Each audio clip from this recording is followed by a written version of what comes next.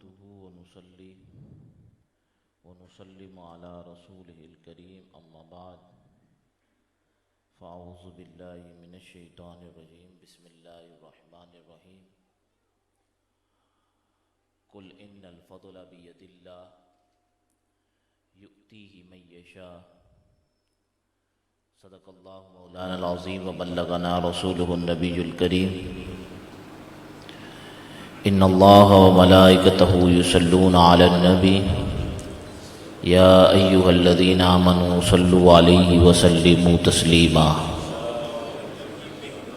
اللہم صل علی سیدنا ومولانا محمد معدن الجود والکرم وآلہ وبارک وسلم صلاۃ وسلاما علیک یا سیدی یا رسول اللہ۔ محترم و محتشم سامعین ذی وقار، یاد رکھیے گا اہل سنت و جماعت کا نظریہ ہے، اجماع ہے، اور اس سے انحراف گمراہیت ہے کہ صحابی چاہے وہ کسی بھی درجے کا صحابی ہو، وہ اپنے بعد والے جتنے مشائخ ہوں، جتنے بزرگ ہوں، سب سے بلند اور بالا مقام رکھتا ہے۔ حتیٰ کہ فرمایا گیا کہ صحابی نے اسلام لانے کے بعد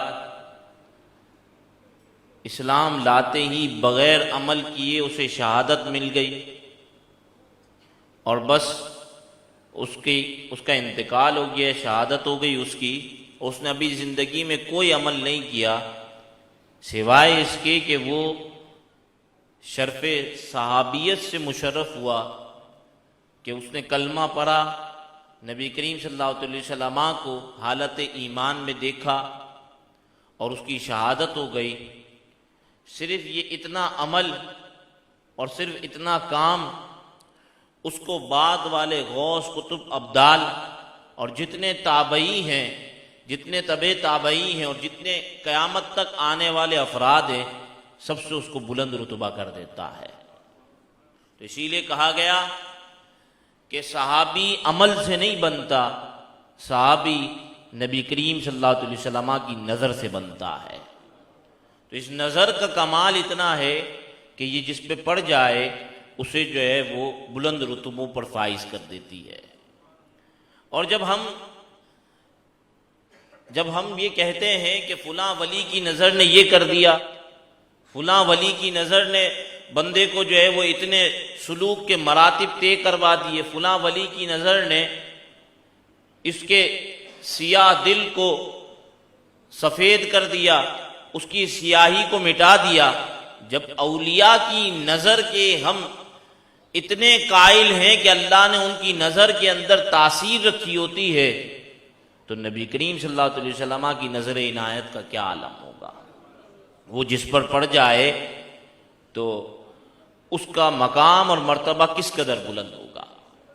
تو اب حضرت سیدنا امیر معاویہ رضی اللہ تعالیٰ عنہ تو وہ صحابی ہیں کہ آپ ایک روایت کے مطابق فتح مکہ سے پہلے ایمان لائے، اور ہم اسی کو ترجیح دیتے ہیں۔ فرض کر لیں فتح مکہ کے موقع پر بھی آپ ایمان لائے تو فتح مکہ 8 ہجری ہے، سید عالم صلی اللہ علیہ وسلم کا وصال بکمال 11 ہجری کو ہوا ہے، تو تقریباً 2.5 سے 3 سال کا وہ وقت ہے کہ جو آپ نے حضور علیہ الصلوۃ والسلام کی صحبت میں گزارا ہے۔ ایک تو وہ ہوتا ہے نا کہ جس پہ ایک نظر پڑ گئی اور وہ صحابیت کے شرف سے مشرف ہو گیا، اور ایک وہ ہے جو بار بار آ رہا ہے اور بار بار بارگاہ مصطفیٰ علیہ الصلوۃ والسلام میں حاضری دے رہا ہے۔ 3 سال کا عرصہ یا 2.5 سال کا عرصہ اس طریقے سے گزرا ہے، اور لوگ آج اس کی صحابیت میں شک کرنے لگ جائیں تو بتائیے ایسے لوگوں کا دل کس قدر جو ہے وہ برا ہو چکا ہے۔ کہ وہ شخصیت جو 2.5 سال 3 سال بارگاہ مصطفیٰ علیہ الصلوۃ والسلام سے فیض لیتی رہی، اس کے بارے میں جو ہے وہ آج یہ کہا جانے لگ گیا کہ اب ہم صحابی بھی دیکھیں گے کہ صحابی کون صحابی ہے یا نہیں ہے۔ مطلب آج سے پہلے تک کسی کو نہیں معلوم تھا کہ کون صحابی ہے یا نہیں ہے، آج اب تحقیق ہونا شروع ہوگی کہ فلاں صحابی ہے یا نہیں ہے۔ تو یہ بدبختی کا عالم نہیں تو اور کیا ہے کہ لوگ جو ہے وہ اب صحابہ سے متعلق یہ فیصلے کرنے لگ گئے کہ فلاں صحابی ہے اور فلاں صحابی نہیں ہے۔ یعنی یہ وہ بزرگ ہیں، یہ وہ لوگ ہیں کہ جو اپنے مرشد کی نظر کے اندر تو بڑا کمال مانتے ہیں اور مصطفیٰ کریم علیہ الصلوۃ والسلام کی نظر میں معاذ اللہ نقص تلاش کر رہے ہیں۔ یہ اپنے مرشد کے لیے تو کتنے درجے مان لیں گے، کتنے مراتب مان لیں گے اور کہیں گے کہ ہمارے مرشد نے یہ کر دیا، فلاں نظر کر دی، یوں ہو گیا۔ لیکن یہ وہ لوگ ہیں کہ جو اب صحابہ کی صحابیت میں شک کرنے لگ جائیں۔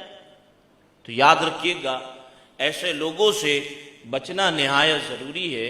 اللہ تبارک و تعالی ہمیں ایسے لوگوں کے شر سے محفوظ رکھے۔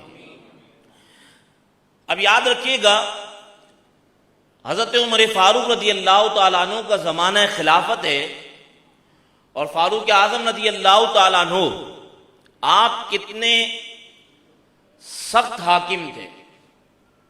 آپ اس کا اندازہ اس بات سے لگائیے کہ حضرت خالد بن ولید رضی اللہ تعالیٰ عنہ جن کو یہ کہا گیا کہ یہ سیف اللہ ہے، اللہ کی تلوار ہیں، رسول اللہ کی تلوار ہیں، اور آپ کو معلوم ہے کہ ہراول دستے کے اندر آپ ہوا کرتے تھے۔ حضرت خالد بن ولید رضی اللہ تعالیٰ عنہ کی اس قدر عظمت اور شان کے باوجود فاروق اعظم رضی اللہ تعالیٰ عنہ کے زمانے میں آپ نے ایک مرتبہ ایک قصیدہ کہنے والے کو چند روپے انعام دے دیے۔ ایک قصیدہ کہنے والے کو چند روپے آپ نے انعام میں دے دیے، اور یہ خبر فاروق اعظم رضی اللہ تعالیٰ عنہ کو جب پہنچی تو آپ نے انہیں معزول کر دیا۔ آپ حاکمیت کا اندازہ لگائیں، امارت کا اندازہ لگائیں کہ وہ شخصیت کہ جس کے اتنے کمالات ہو، لیکن جب ان میں اس چیز کو دیکھا کہ ایک قصیدہ پڑھنے والے نے، ایک شاعر نے ان کی شان میں الفاظ کہے اور انہوں نے ان کو مال دے دیا، تو ایسے شخص کو جو ہے وہ آپ نے معزول کر دیا۔ حضرت یہ بات اس لیے بتانا چاہ رہا ہوں، اس تمہیدی مقدمے کو آپ نے سمجھنا ہے۔ حضرت سعد بن ابی وقاص، آپ کس قدر عظیم ہستی، فاروق اعظم رضی اللہ تعالیٰ عنہ نے صرف اس لیے جبکہ یہ گورنر تھے ان کو معزول کر دیا کہ حضرت سعد بن ابی وقاص رضی اللہ تعالیٰ عنہ نے اپنے مکان کے ساتھ ایک چھوٹی سی کوٹھری بنائی تھی، تو آپ نے اس لیے معزول کر دیا کہ کہیں لوگ جو ہے وہ اس کوٹھری کی وجہ سے ان تک پہنچنے کی رسائی نہ ملے انہیں، کہ کہہ دیا جائے کہ فلاں شخص گھر میں نہیں ہے، کہہ تو سکتے نا کیونکہ وہ تو کوٹھری میں ہے، تو کہہ دیا جائے کہ فلاں شخص گھر میں نہیں ہے۔ فاروق اعظم رضی اللہ تعالیٰ عنہ نے اس وجہ سے انہیں معزول کر دیا۔ اب یہی فاروق اعظم ہیں جو اس قدر سخت حکمرانی کر رہے ہیں، اور آپ کی توجہات، آپ مدینہ شریف میں رہتے ہوئے جتنا خطہ ہے اس کو بھی سماعت کیجئے کہ فاروق اعظم رضی اللہ تعالیٰ عنہ کی دور حکومت میں حدود اربع کتنا ہے۔ آپ یوں سمجھ لیں کہ جہاں آپ کا سعودی عرب ہے تو یہ سعودی عرب کا جو علاقہ ہے اس کے ساتھ آپ یمن کو ملا لیں، اسی طریقے سے یہ جو آپ کے خلیجی ممالک ہیں ان کو ملا لیں، تو یہ سب مل کے بنتا ہے جزیرہ نما عرب۔ آپ نقشے کو دیکھیے گا، اس کو جزیرہ نما عرب اس لیے کہا جاتا ہے کہ جزیرہ اس کو کہتے ہیں جس کے چاروں طرف پانی ہو اور بیچ میں علاقہ ہو. اس کو جزیرہ نما عرب اس لیے کہا جاتا ہے کہ اس کے 3 طرف پانی ہے، اس کے 4 طرف سمندر نہیں ہے، اس کے 3 طرف سمندر ہے اور چوتھی طرف دریائے نیل بہہ رہا ہے اوپر. تو اس لیے اس کو جزیرہ نما عرب کہا جاتا ہے کہ یہ جزیرے کی طرح ہے. یہ پورا حصہ سید عالم صلی اللہ علیہ وسلم کے عہد مبارک میں اسلام کے اندر آ چکا تھا. اس پورے جگہ پر اسلام کی حکومت حضور علیہ الصلوۃ والسلام کے عہد مبارک میں ہو چکی تھی. سیدنا فاروق اعظم رضی اللہ عنہ کا زمانہ مبارکہ 2.5 سال کا ہے، اور اس عرصے میں دمشق کا جتنا علاقہ ہے، یہ جو آپ کا عراق اور دمشق کا جتنا علاقہ ہے، یہ علاقہ اسلام کی حدود میں آ گیا. اب آتا ہے فاروق اعظم رضی اللہ عنہ کا دور خلافت.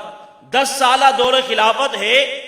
اسلام جو ہے وہ مشرق اور مغرب اب دونوں طرف بڑھ رہا ہے. یعنی ایک طرف فارس کی حکومت ہے، یعنی آپ کا یہ ایران اور افغانستان کا یہ جو ایریا ہے، اسلام اس طرف بھی بڑھ رہا ہے. اسلام نے اس حکومت کو بھی کمزور کر دیا، اور اسلام دوسری طرف جو قسطنطنیہ کا جو آپ کا فلسطین کا علاقہ ہے، اس طرف بھی اسلام بڑھ رہا ہے جو سلطنت روما ہے. اور اسلام جو ہے وہ اس طرف بھی بڑھتے ہوئے فاروق اعظم رضی اللہ عنہ نے اپنے دور خلافت کے اندر فلسطین کو فتح کیا، بیت المقدس کو فتح کیا. اب ایک شخص مدینے میں ہوتے ہوئے یہ بھی دیکھ رہا ہے کہ فلاں شخص نے کس کو کتنے پیسے دیے ہیں. آپ دیکھیے کہ کتنی سخت پہرے داری کی جا رہی ہے. ایسے میں فاروق اعظم رضی اللہ تعالیٰ عنہ حضرت امیر معاویہ رضی اللہ تعالیٰ عنہ کے بھائی یزید بن ابو سفیان کے انتقال کے بعد حضرت فاروق اعظم حضرت امیر معاویہ رضی اللہ تعالیٰ عنہ کو دمشق کا گورنر مقرر کرتے ہیں. آپ سوچئے تو صحیح کہ ایک شخص اگر کسی کا انتخاب کر رہا ہے اور وہ شخص ہے کہ جس کی پہرے داری مضبوط ہے، تو اس کا انتخاب کتنا مضبوط ہوگا، اس بات کو سوچئے. اور یہ جو آپ کو دمشق کا گورنر بنایا گیا، آپ 20 سال تک اس گورنری پر فائز رہے. 20 ہجری میں آپ کو دمشق کا گورنر بنایا گیا، اور 40 ہجری تک آپ جو ہے وہ اس علاقے کے گورنر رہے. اور جتنی بھی جنگیں ہوتی، تمام جنگوں کے اندر آپ شریک ہوتے. جو وہ جنگیں کہ جو روم کے خلاف، بازنطین کے خلاف، جو نصرانیوں کے خلاف لڑی جا رہی تھی، آپ ان تمام جنگوں کے اندر شریک ہوتے. اب یہاں سنیے اس بات کو کہ حضرت امیر معاویہ رضی اللہ تعالیٰ عنہ یہ چاہتے تھے کہ مسلمان اپنا بیڑی بیڑا بنائیں، یعنی مسلمان بھی بھیڑی جنگیں لڑیں. کیا فرماتے تھے؟ آپ کی خواہش تھی کہ مسلمانوں کا بیڑی بیڑا ہونا چاہیے، کیونکہ اگر آپ نقشہ اسلامیہ کا مطالعہ کریں اس وقت کے، اور آج بھی اگر آپ نقشہ دیکھیں، تو بازنطینی جو حملہ کرتے تھے، جو دمشق کی سرزمین پر حملہ ہوتا تھا، وہ بحر روم کے ذریعے ہوتا تھا. تو آپ یہ چاہتے تھے کہ مسلمانوں کا بھی بھیڑی بیڑا ہونا چاہیے، تاکہ مسلمان جو ہے وہ پانی پر بھی جنگ لڑیں اور ان کو جو ہے وہ شکست دیں. فاروق اعظم رضی اللہ تعالیٰ عنہ کو آپ نے خطوط لکھے، لیکن فاروق اعظم رضی اللہ تعالیٰ عنہ راضی نہ ہوئے، کیونکہ صرف بحری جنگ جو ہے، سمندری جنگ، صرف یہ نہیں ہے کہ کسی سے جنگ لڑنی ہے، بلکہ مسلمانوں کی جان کو بھی خطرہ ہے، فوجیوں کی جان کو بھی خطرہ ہے کہ انہوں نے پانی میں لڑنا ہے. تو حضرت امیر معاویہ رضی اللہ تعالیٰ عنہ کی یہ خواہش عہد فاروقی میں پوری نہیں ہوتی، اور پھر حضرت عثمان غنی رضی اللہ تعالیٰ عنہ کے زمانے میں آپ نے دوبارہ حضرت عثمان غنی رضی اللہ تعالیٰ عنہ کو یہ بات کہی کہ ہمیں چاہیے کہ ہم جو ہے وہ بیڑی بیڑا بنائیں. تو حضرت عثمان غنی رضی اللہ تعالیٰ عنہ نے آپ کو اجازت دی، اور پہلا بیڑی بیڑا قبرص کے مقام پہ آپ نے بنایا، جس میں تقریباً کہا جاتا ہے کہ کئی ہزار کشتیاں آپ نے جہاز اور کشتیاں تیار کروائے. اب سنیے، جب آپ نے یہ بیڑی بیڑا بنایا اور وہاں سے بازنطین اور روم کی طرف سے جب حملہ ہوتا ہے، تو آپ جو ہے وہ اس بیڑی بیڑے کو روانہ کرتے ہیں، بہت خطرناک جنگ ہوتی ہے اور اس خطرناک جنگ میں مسلمانوں کو فتح یابی ملتی ہے۔ اب اس فتح یابی کی وجہ سے ہوا یہ کہ روم نے دوبارہ بیڑی بیڑا بیچنا روک دیا۔ حضرت امیر معاویہ رضی اللہ عنہ کی وجہ سے وہ ڈرتا رہا اور اس نے دوبارہ آپ کے عہد کے اندر کبھی جو ہے وہ بیڑی بیڑا نہیں بھیجا، بیڑی جہاز نہیں بھیجے کہ وہ مسلمانوں کی سرزمین پر حملہ کرے۔ حتیٰ کہ جب جنگ صفین ہو رہی تھی، یعنی یہاں پہ حضرت امیر معاویہ رضی اللہ عنہ اور مولا کائنات حضرت علی المرتضیٰ کرم اللہ تعالیٰ عنہ کے مابین ایک جنگ کا سلسلہ جاری ہے، اور وہاں سے حضرت امیر معاویہ کو خبر ملتی ہے کہ روم اب یہ چاہتا ہے کہ مسلمانوں کی اس آپسی انتشار کی وجہ سے وہ حملہ کرے۔ تو آپ نے اسے خط لکھا کہ تو یہ سمجھتا ہے کہ ہمارے آپسی انتشار کی وجہ سے تو ہماری سرزمین پر حملہ کرے گا؟ ہم بھی دیکھتے ہیں تو کیسے حملہ کرتا ہے۔ اگر تو نے حملہ کیا تو پھر میں یہاں پہ حضرت مولا کائنات سے صلح کروں گا اور تیری سرزمین پر دوڑوں گا اور تجھ سے تیری زمین کو چھین لوں گا۔ یہ مسلمانوں کی تاریخ ہے کہ جس کو ہمیں یاد رکھنا چاہیے۔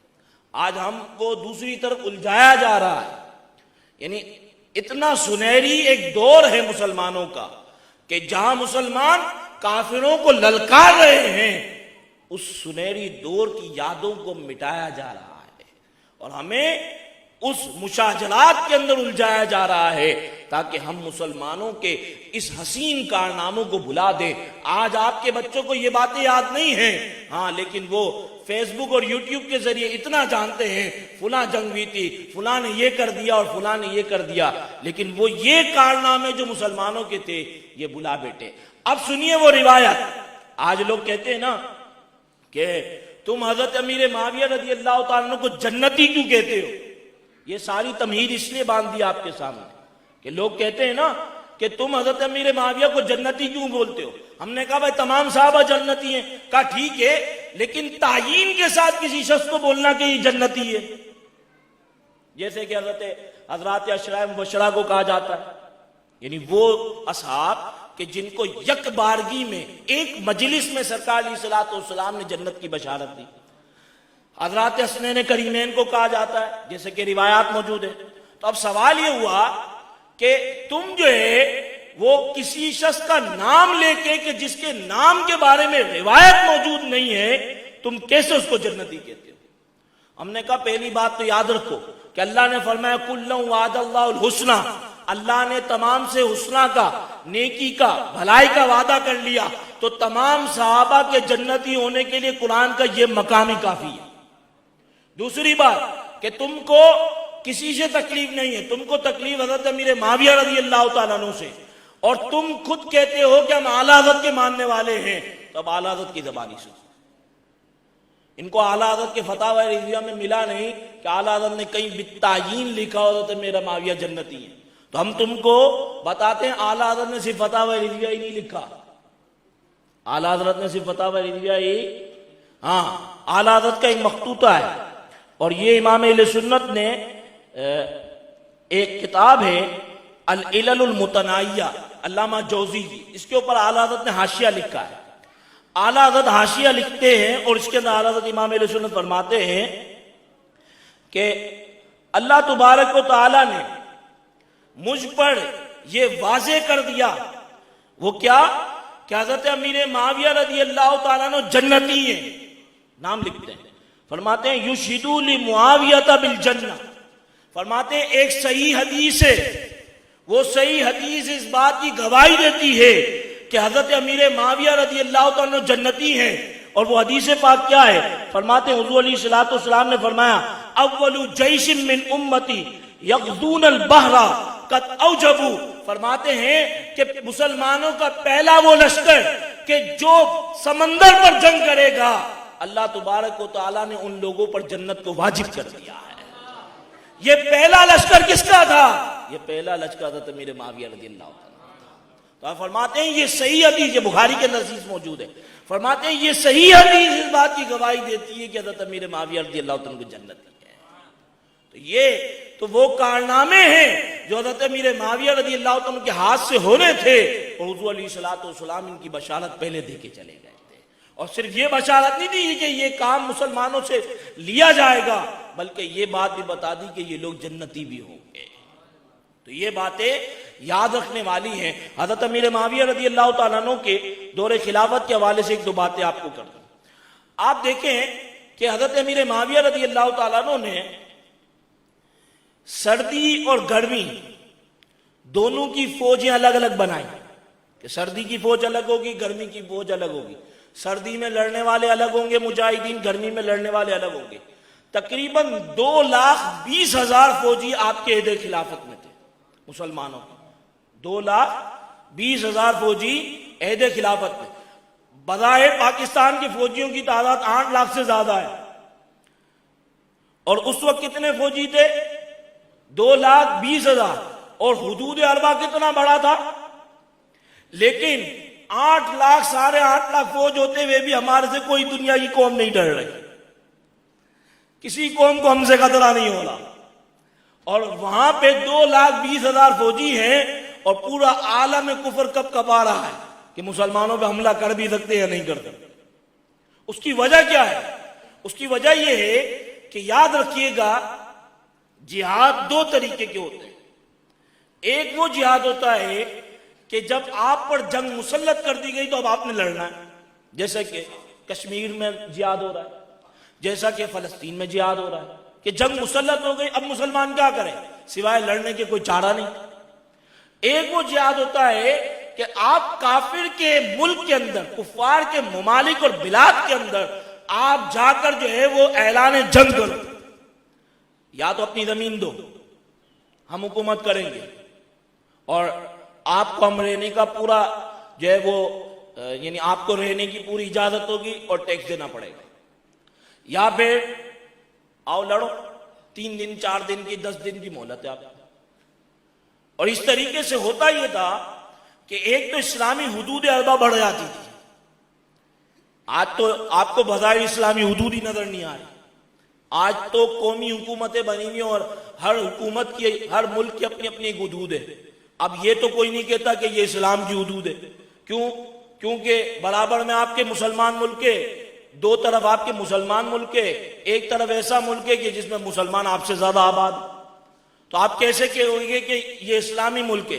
بہرحال ہم پاکستان کو اسلامی ملک مانتے ہیں، اس سے انکار نہیں کر رہے، لیکن حدود آپ کی بڑی نہیں اب، کیونکہ حدود متعین ہی نہیں ہونی کہ کون سی اسلام کی حد ہے اور کون سی نہیں۔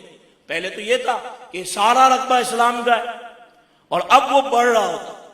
جب آپ کافر کے ملک میں جا کر حملہ کرتے ہو اور اس سے جو ہے وہ مطالبہ کرتے ہو، یا تو اپنی سرزمین پر ہماری حاکمیت کو تسلیم کرو ورنہ ہم سے لڑائی کے لیے تیار ہو جاؤ، اس سے ہوتا یہ کہ کفار آپ کے ملک کے اندر داخل نہیں ہوتے۔ اور جب سے یہ اقدامی جہاد، آگے بڑھ کے لڑنا، کافر کی سرزمین کو اسلام کی سرزمین میں بدل دینے والا سسٹم ختم ہو گیا، مسلمان سکڑتے چلے گئے، مسلمان بٹتے چلے گئے، اور پھر آپ کے سامنے قومی حکومتیں آ گئی۔ اب صرف دفاعی جنگ ہے، سرحدوں کی دفاع ہو رہی ہے، ہر اسلامی ملک اپنی سرحد کی دفاع کر رہا ہے، اور خطرہ بھی کس سے؟ اسلامی ملک سے۔ یہ حالات ہو گئے۔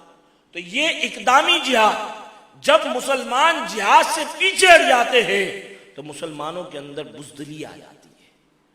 اور ہمارے سنہری دوروں کا حسن ہی یہی تھا کہ وہ آگے بڑھتے رہتے تھے، گھر کے اندر بیٹھ کے نہیں، باہر نکل کے لڑتے تھے۔ اور یہی وجہ ہے کہ جب بدر کا موقع آیا تھا، جب جو ہے وہ احد کا موقع آیا تھا، تو وہ صحابہ کرام کہ جنہوں نے کہا کہ ہم باہر جا کے لڑیں گے، ان کی رائے کو ترجیح ملی۔ اور لیکن بدر کا موقع ہو یا احد کا موقع ہو یا جو ہے وہ غزوہ خندق کا موقع ہو، یہ سارے ہمارے دفاعی جہاد تھے۔ اس کے بعد جب فتح مکہ کا موقع آیا، یہ اقدامی جہاد تھا کہ اب ہم آگے بڑھیں گے، اب ہم پیچھے نہیں ہٹیں گے، اور اس کے بعد مسلمان آگے بڑھتے چلے گئے۔ تو یہ حضرت امیر معاویہ رضی اللہ تعالیٰ عنہ نے جو حکومت تھی اسلامی، جو کہ افریقہ کے اندر داخل تو ہو چکی تھی حضرت عثمان غنی رضی اللہ عنہ کے زمانے میں، لیکن اس کو مزید آگے بڑھاتے رہے، یہاں تک کہ آپ قسطنطنیہ کے دروازے تک پہنچ گئے۔ اتنی اسلامی حکومت آگے بڑھ چکی تھی. اور حضرت ایوب انصاری رضی اللہ تعالیٰ عنہ اس لشکر کے سپہ سالار تھے کہ جو لشکر قسطنطنیہ لڑنے گیا تھا، اور یہ حضرت امیر معاویہ رضی اللہ عنہ کی عہد حکومت اور عہد خلافت میں ہوا ہے. تو یہ باتیں ہمارے سنہری دور کی ہیں کہ جن کو جو ہے وہ یاد رکھنے کی ضرورت ہے. حضرت آج ہم سے پوچھتے ہیں نا کہ تم یہ بتاؤ کہ اسلامی اگر ملک بن جاتا ہے تمہارا، مطلب اسلامی مطلب تم یہ کہتے ہو کہ دین تک پہ آ جاتا ہے، آج ہم سے پوچھا جاتا ہے نا، یہ بتاؤ پھر تم یہ معاشی مسئلے کو کیسے حل کرو گے؟ میں دیکھو حضرت امیر معاویہ رضی اللہ عنہ کے زمانے میں، حضرت امیر معاویہ رضی اللہ عنہ کے زمانے میں مالیات کے کتنے نظام تھے کہ مسلمان حکومت کو پیسہ کہاں سے آئے گا؟ پہلا نظام خراج کا، یعنی وہ کفار کی زمینیں جن پر وہ کھیتی باڑی کرتے ہیں وہ اس سے خراج دیں گے 10% یا 5%. اسی طریقے سے دوسرا نظام عشر کا کہ مسلمانوں کی جو زمینیں جب ان میں جو ہے وہ سال میں 2 مرتبہ تقریباً کھیتی باڑی ہوتی ہے، 2 مرتبہ جو ہے وہ فصل اگتی ہے، تو 2 مرتبہ یہاں سے خراج آئے گا، یہاں سے عشر آئے گا، وہ 10% ہوگا یا 5%. اسی طریقے سے جزیہ کہ جو غیر مسلمان علاقوں میں رہتے ہیں وہ رہنے کا ٹیکس دیں گے، اپنے امن کا ٹیکس دیں گے تاکہ ان کو جو ہے وہ کوئی تکلیف نہ پہنچے، ان کے امن و امان کا اسلامی حکومت خیال کرے گی. زکوٰۃ اور صدقات کا نظام، زکوٰۃ ہر مالدار نے دینی ہے، اتنے تاجر مسلمان علاقوں کے تو وہ سارے جو مسلمان علاقوں کے تاجر ہیں وہ زکوٰۃ دیں گے. اس سے جو ہے وہ غربا پروری ہوگی اور غریبوں کا فائدہ ہوگا. اچھا اسی طریقے سے ایک اور نظام ہے جس کو کہا جاتا ہے خمس. خمس یہ ہوتا ہے کہ جب جو ہے وہ کوئی خزانہ ہاتھ لگے گا مسلمانوں کو یا کوئی علاقہ فتح ہوگا اور مال غنیمت آئے گا تو اس سے خمس نکالا جائے گا، یعنی 5واں حصہ نکلے گا اس سے اور وہ بیت المال کے اندر جمع ہوگا. اسی طریقے سے ایک مال فہ کہ جب مسلمان کسی علاقے کو فتح کرے بغیر جنگ کے فتح کریں تو مال غنیمت، بغیر جنگ کے فتح کریں تو پھر حاکم اسلام کو اختیار ہے کہ وہ چاہے تو وہ سارا مال بیت المال میں ڈال دے یا وہ جو لشکر کے لے گئے تھے ان میں تقسیم کر دے.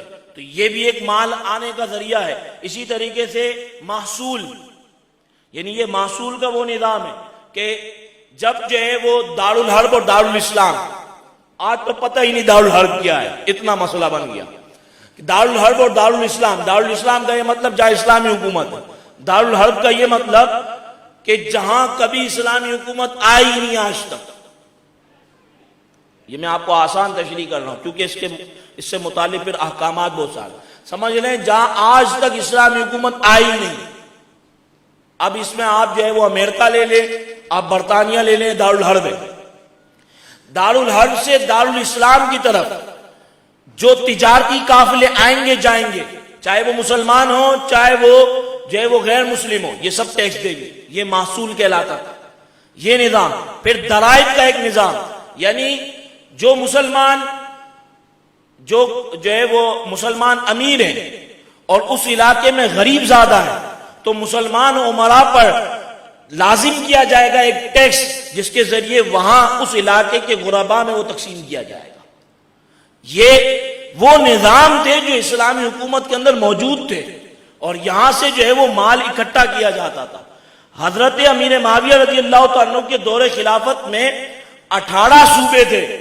کتنے صوبے؟ 18 صوبے. یعنی یوں سمجھ لیں کہ عراق پورا ایک صوبہ ہے، جو اسی طریقے سے فارس ایک پورا صوبہ ہے. یہ 18 صوبے تھے اور 18 صوبوں سے تقریباً کئی ملین کی آمدنی جمع ہوتی تھی اور یہ مسلمانوں میں تقسیم ہوتی تھی رفاع عامہ کے لیے اور اس طریقے سے یہ خرچ ہوا کرتا تھا. اس کے بعد بھی بیت المال بڑھا رہتا تھا، یعنی اتنا خرچ ہو جانے کے باوجود بیت المال بڑھا رہتا تھا. اس کی سب سے بڑی وجہ جہاد تھی، سب سے بڑی وجہ جہاد تھی. جب جہاد ختم ہوا اب ہر وقت جو ہے وہ کشکول خالی پڑا. تو اس کی وجہ یہی ہے. آپ دیکھ لیں کہ ایک مسلمان ملک دوسرے مسلمان کے ساتھ تعاون کرنے کو تیار نہیں ہے اور کتنی شرائط لگا رہا ہے. کہاں جو ہے وہ کافروں سے آپ ڈالر مانگنے جائیں. یہ تو مسلمان ملک کے ساتھ تعاون کرتا ہے تو اتنی شرائط اس کے اوپر لاگو کر دیتا ہے. تو کہنے کا مطلب یہ ہے کہ یہ وہ مالیات کا نظام تھا جو حضرت امیر معاویہ رضی اللہ تعالیٰ عنہ کے زمانے میں تھا اور یہ سارا وہ مالیات کا نظام ہے جو اسلامی. آج آپ جو ہے وہ آپ اور میں حکومت کو زکوٰۃ نہیں دیتے. یہی ہوتا ہے. ہم تو مطلب رمضان آنے سے پہلے بینک والے کو کہہ دیں گے بھائی منفی ہیں. صحیح ہے, کیونکہ ہماری زکوٰۃ کاٹ لے گا خامخواہ اکاؤنٹ سے. یہی ہوگا نا, تو ہم کہیں گے بھائی ہم منفی ہیں. اور یہ بھی بھلا ان لوگوں کا کہ جنہوں نے یہ کام کروا دیا ہمارا, کیا منفی ہیں تو ہماری اکاؤنٹ سے زکوٰۃ نہیں کٹے گی. تو اب آپ اور میں کیوں حکومت کو زکوٰۃ نہیں دیتے؟ مطلب آپ اور میں خرچ یعنی زکوٰۃ نکالتے ہیں, ایسا نہیں ہے کہ ہم زکوٰۃ نہیں نکالتے. ہم دیکھتے ہیں غربا پروری رفائی اداروں میں ہم دیتے. مطلب آپ سے میں صرف سمجھنے کے لیے بات کروں. میں آپ سے پوچھوں آپ سیلانی میں پیسے دیں گے, آپ بولیں کہاں دے دیں گے. لیکن میں کہوں گا حکومت کے بیت المال میں کیوں نہیں دیتے؟ میں سارے چوڑے لے جائیں گے, یہی کہیں گے نا, سارے چوڑے لے جائیں گے. یعنی ویسے ہی خزانہ لوٹ گیا, یہ زکوٰۃ فطرے بھی خود ہی کھا جائیں گے. تو آپ کو اعتماد ختم ہو گیا نا. اصل چیز تھی اعتماد. اگر اس حکومتی نظام پر اعتماد آج بحال ہوتا, آپ دیتے حکومت کو زکوٰۃ, اور وہ آپ سے زبردستی لے کے بھی جاتے تو آپ کو تکلیف نہیں ہوتی کہ چلو صحیح جگہ پہ لگے گا. لیکن اعتماد ختم ہو گیا. اسلامی حکومت کا سب سے بڑا کمال یہ تھا کہ انہوں نے اعتماد بحال رکھا تھا کہ یہ جو مال آپ سے عاملین آ کر زکوٰۃ جو آپ سے لے رہے, عشر لے رہے, خراج لے رہے, فے کا مال, خمس کا مال, سب جو آپ سے لیا جا رہا ہے یہ صحیح جگہ پہ خرچ ہو جائے گا. اور یہی وجہ ہے کہ اب میں اپنے علاقے والوں کو دیکھ رہا ہوں, آپ اپنے علاقے والوں کو دیکھ رہے ہیں, تو وہ علاقے کہ جہاں اشد ضرورت ہوتی ہے پھر وہ محروم رہ جاتے ہیں. تو ہمارا نظام خراب ہونے کی وجہ سے یہ جو آج بظاہر لوگوں کو یہ لگتا ہے کہ یہ چندے کے مال سے حکومت چلانے کی باتیں کرتے ہیں, تو آپ دیکھو تو صحیح اسلامی نظام چلتا کیسے تھا. صرف چندہ ہی تھوڑی تھا کہ جس میں اسلامی نظام میں مال آتا تھا, یہ اتنے ذرائع اور بھی تھے کہ جن کے ذریعے مال جمع کیا جاتا.